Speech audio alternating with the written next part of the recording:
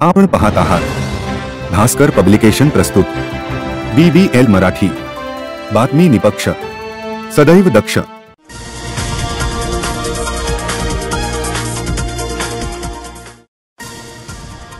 सध्या वारणा नदीला आलेल्या पुरामुळे वारणामधील पाणी पुरवठा बंद आहे। सदर जॅकवेल व डीपी पुराच्या पाण्यात असल्यामुळे त्या ठिकाणी बोटीची आवश्यकता असल्याने त्या अनुषंगाने वारणा सहकारी कारखाना यांच्या वतीने जीवन ज्योत आपत्कालीन सेवा संस्थेला पत्राद्वारे कळवले होते। आज दुपारी 12 वाजल्यापासून संस्थेचे जवान, MSCB कर्मचारी व कारखाना कर्मचारी सदर कामास लागले होते।